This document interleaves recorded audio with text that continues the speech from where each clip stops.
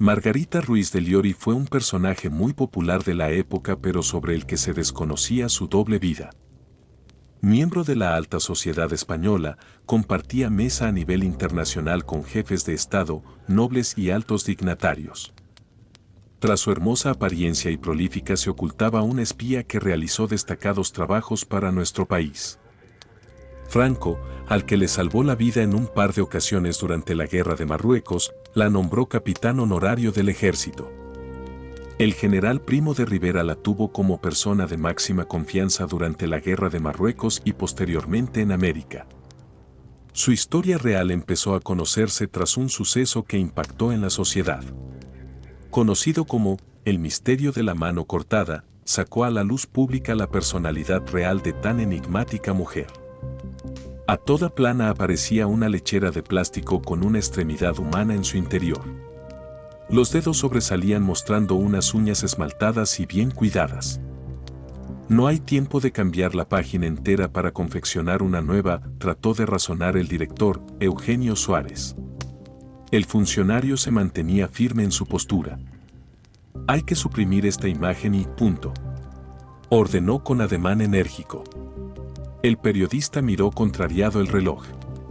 No quiso discutir. Apremiaban las prisas. El semanario debía estar a primera hora en la calle. Cogió una holandesa, parecida a la actual, se apoyó sobre la platina del taller y escribió con letra grande, el misterio de la mano cortada.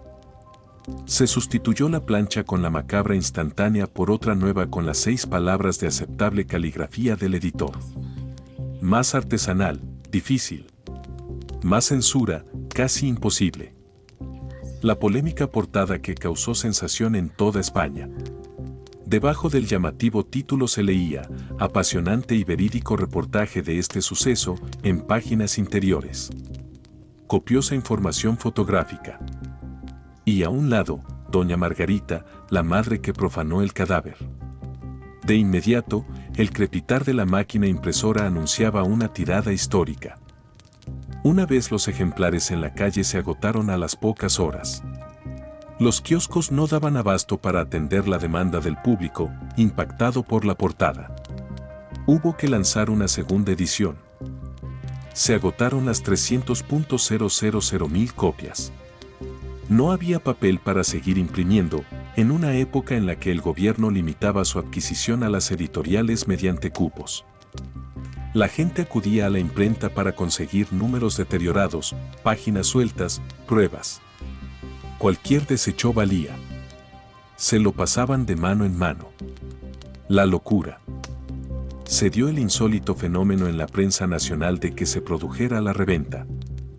Así, un avispado kiosquero del madrileño barrio de Tetuán hizo varios desplazamientos con su furgoneta al distrito de Fuencarral adquiriendo cuantos ejemplares encontró, cientos y cientos, que después vendía por un duro cuando el precio real era de 2 pesetas.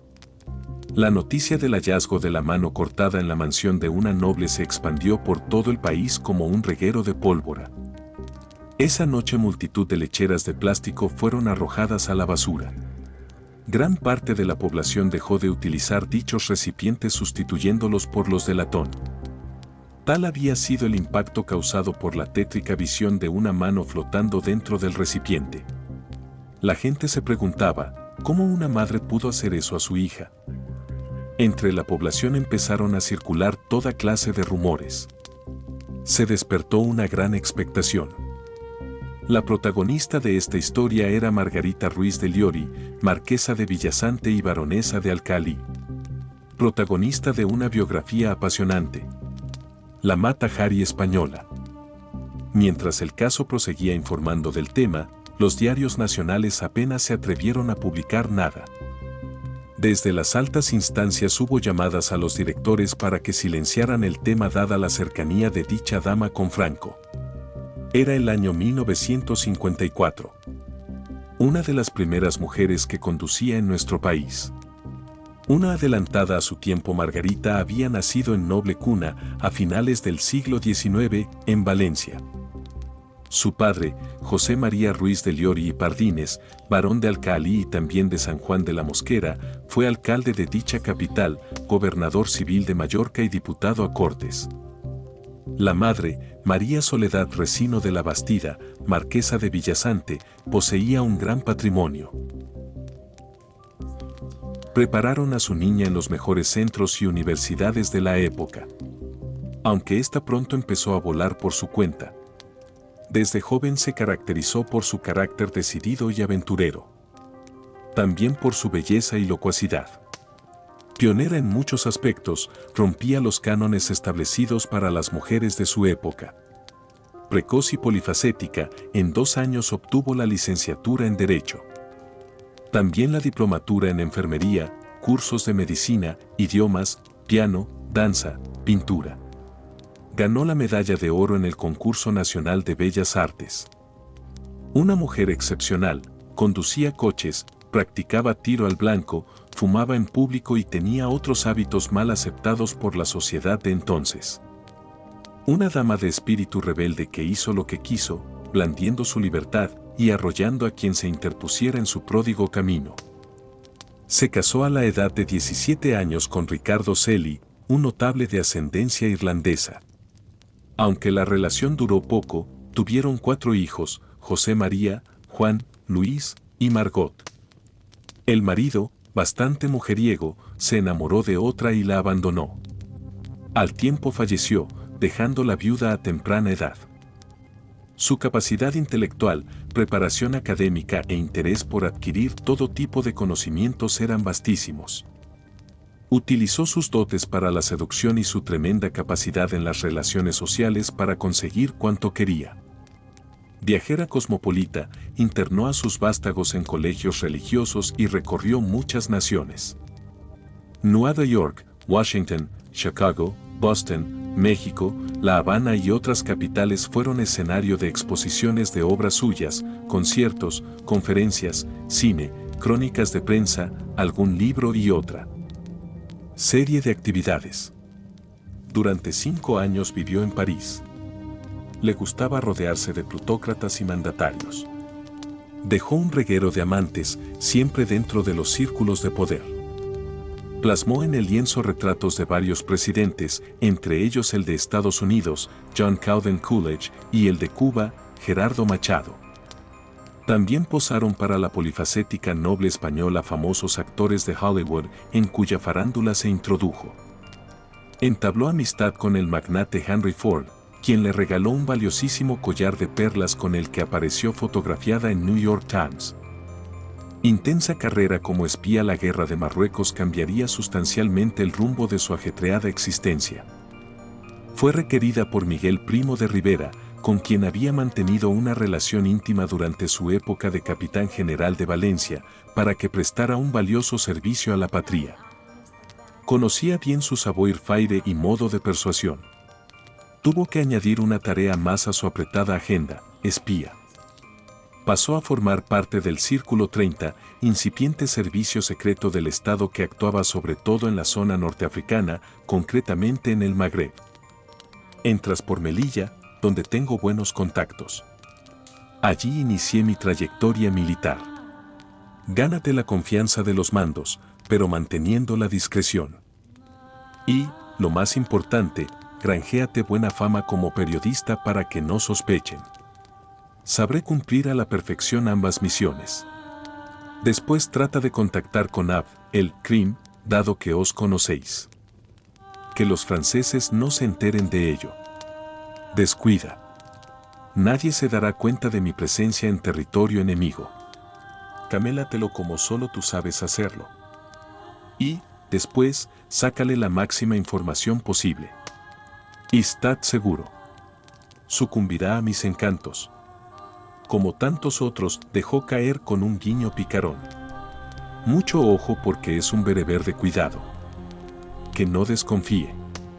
Sabes, Miguel, que lo conocí en Granada. No le sorprenderá tanto mi visita. Tiempo atrás el futuro caudillo rifeño estaba visitando en dicha ciudad a su hermano, que cursaba ingeniería de minas.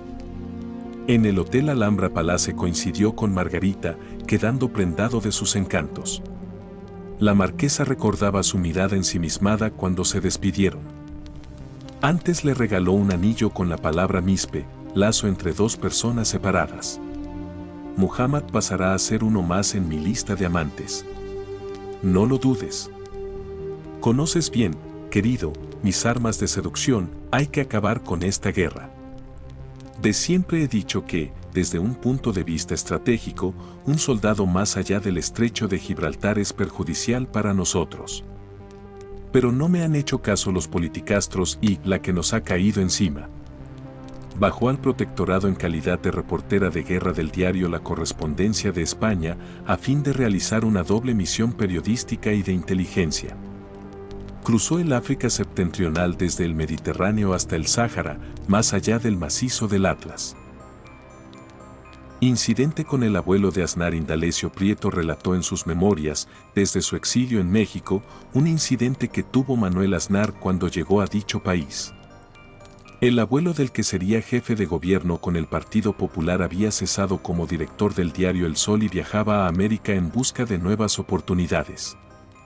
Pretendía montar negocios, entre ellos uno de cajas de cerillas con el rostro impreso en la tapa de Álvaro Obregón, presidente de México. En la travesía coincidió con la marquesa, a la que conocía de la campaña del RIF. Se emparejaron. Una vez llegados a su destino intentó quitársela de encima. Pero se precipitó. Se había organizado un banquete en honor del conocido periodista, con asistencia del primer mandatario mexicano. Acto al que no fue invitada su ocasional pareja. Margarita se acicaló para asistir también al festín, describía el exministro socialista. El amante no pudo disuadirla. Hecha un basilisco se lanzó sobre él, tundiéndolo a golpes. Los camareros del hotel se las vieron y se las desearon para salvar a Aznar, quien, con la cara surcada de arañazos y el smoking y la pechera muy manchados de sangre, no pudo concurrir al ágape. Fracasado, el escándalo le hizo partir de México sigilosamente. Una aventura sentimental que le saldría cara. Tiempo después se rumoreó su nombre para ocupar la cartera de Información y Turismo. Cuando el jefe del Estado fue consultado al respecto por su primo y secretario, el teniente general Francisco Franco Salgado Araujo, la respuesta fue tajante. Aunque reconozco que Aznar vale mucho, por su pasado político no le considero el indicado para ese cargo. Luego están las aventuras de dicho señor con una baronesa, cuyo nombre tú sabes. Llegó a hacer un viaje a América con ella y, cuando regresó, le encontré un día y con mucho nerviosismo me dijo, mi coronel, no me diga usted nada, tiene usted razón para poder censurarme, ha sido una debilidad que reconozco. Una mujer de armas tomar. Incansable, en todos los aspectos. Una fiera entre las sábanas y también fuera de ellas a la hora de defender su dignidad. Y que acertaba a salir bien librada de cualquier tipo de escándalo. Así, tras la paliza que propinó a Aznar, el presidente mexicano le envió como regalo un par de chihuahuas en una cesta de flores rojas. No se sabe si embrujado por su belleza o como agradecimiento por haberle quitado de encima a un negociante no demasiado fiable. Mientras, prosiguió incesante con sus conquistas. Bassols, prestigioso abogado de la ciudad condal que llevaba los asuntos de su familia, se enamoró perdidamente de ella. Además, compartían su afición por las ciencias ocultas y el espiritismo. Casado, con 4 hijos, se divorció y contrajo segundas nupcias con tan seductora viuda. El estallido de la guerra civil la sorprendió en Barcelona. Al parecer, perteneció al CIFNE, Servicio de Información del Nordeste de España, y realizó labores de espía entre Inglaterra y el bando franquista. Según un archivo del Deuxième Bureau francés, inicial servicio secreto galo, precursor del SDS, trabajó como agente de la Quinta Columna Nacionalista Española. El comienzo de la Segunda Guerra Mundial hizo que prosiguiera con su carrera de espía. Colaboró con los alemanes, que habían ayudado militarmente a Franco. Después, conforme los aliados iban cambiando el curso de la contienda, se adentró entre los ingleses. Recuperada la paz, sus magníficos contactos fueron aprovechados para la huida y acogida en nuestro país y en otros de importantes dirigentes nazis. Turbulentos años en los que sirvió a la monarquía, a la república, a los sublevados e, incluso, al Tercer Reich. Sabía obtener partido de cada situación. El polémico caso de la mano cortada puso fin a tan ajetreada vida cuando le comunicaron que su hija llevaba meses postrada en la cama a consecuencia de un edema pulmonar. Una joven sosegada, dulce y con gran inquietud social. Acudió a su lado para dedicarle el tiempo y ayuda que no le había ofrecido antes, prestándole toda clase de atención y cariño. Día y noche la acompañó junto a su cama, quizá como un modo de compensar sus largas ausencias, de hacerse perdonar el pecado de tanto alejamiento. Así hasta que a los 3 meses falleció. A los pocos días un hijo llamaba a la redacción del caso para denunciar que su madre había cometido una profanación del cadáver. Cuando llegaron los reporteros a dicha casa, cita en la madrileña calle de la Princesa, 72, coincidieron con la policía que procedió a realizar la investigación. Hallaron una mano flotando dentro de una lechera que fue la de la polémica portada del Semanario de Sucesos. El juzgado envió a la Escuela de Medicina Legal dicha extremidad humana. A la par decidió que se efectuara la exhumación del cadáver de la difunta, fallecida a la edad de 37 años. El matrimonio permaneció en los calabozos durante 72 horas. La marquesa, humillada y a la par altiva, insistía en que le pusieran en contacto telefónico con el Palacio de El Pardo. Quería hablar con Franco. Al cuerpo le faltaban los ojos, una mano, parte de la lengua y mechones de pelo. Efectuada la autopsia, los forenses dictaminaron que las amputaciones habían sido realizadas una vez muerta por cirujanos o expertos en anatomía. En las vísceras no fue identificado veneno alguno de los grupos toxicológicos estudiados. El juez dictó auto de procesamiento contra ambos cónyuges, acusados de profanación de cadáver y atentado contra la salud pública. Ingresaron temporalmente en el Sanatorio Psiquiátrico Penitenciario, unidad anexa a la prisión de Carabanchel. La policía procedió a registrar su vivienda de Madrid, otras que tenía en las afueras de la capital, una de Barcelona y otra de Albacete, que daría bastante que hablar.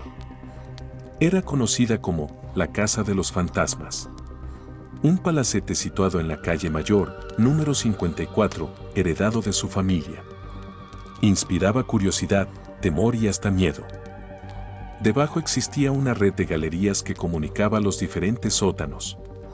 Pasaban desapercibidos, dado que el acceso a los mismos era a través de una trampilla oculta bajo una espesa alfombra. Se conoció entonces que, desde poco antes del verano de 1952, se habían alojado allí de modo permanente un par de misteriosos extranjeros. Aunque apenas salían, tan solo de noche, aprovechando las horas de oscuridad para dar un pequeño paseo, numerosas personas testificaron su presencia. Los describían como altos, rubios, fuertes y con aspecto marcial. Se movían por el interior del recinto enfundados en batas blancas. En alguna ocasión, en que la dueña se vio forzada a ello, los presentó como médicos o biólogos que provenían de un país del norte de Europa. Se empezó a rumorear que eran nazis huidos. De ahí su enclaustramiento. Con el paso del tiempo se supo que se trataba de 2 científicos alemanes. Un coronel y un capitán pertenecientes a la inteligencia de las SS que habían experimentado en los campos de exterminio con cobayas humanas. Montaron un laboratorio clandestino en los sótanos. Utilizaban pasaportes falsos canadienses a nombre de George Farrenberg y Joseph Smith, respectivamente. Margot, la hija de Margarita, vivió un tiempo en dicha casa hasta que se mudó a la de una amiga. Pero los forasteros continuaban dentro. Para cuando la joven abandonó dicha mansión puede que estuviera inficionada por algún virus que atacó su sistema inmunológico. Un contagio accidental, dados los ensayos que se realizaban con animales, que afectó a su frágil salud. Después se produjeron otras complicaciones en su organismo, como el edema pulmonar, que acabaron con su vida. Pudo fallecer víctima de un proceso bacteriológico experimental. A raíz de la detención de la marquesa y ante las órdenes judiciales para registrar todos sus inmuebles, los misteriosos invitados decidieron quitarse de en medio o les forzaron a ello. Huyeron de Albacete.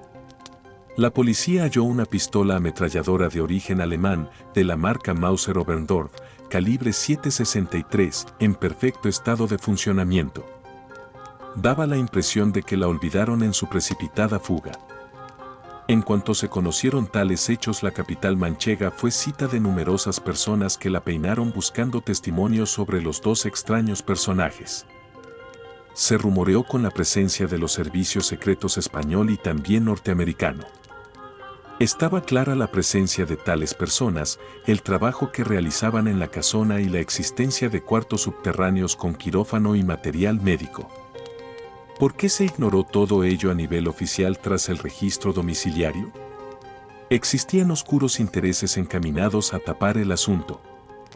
Al parecer, estaban experimentando sobre armas bacteriológicas, como podía ser una fórmula de envenenamiento de las aguas que desarrollaba su letal efecto varios días después de ser ingeridas.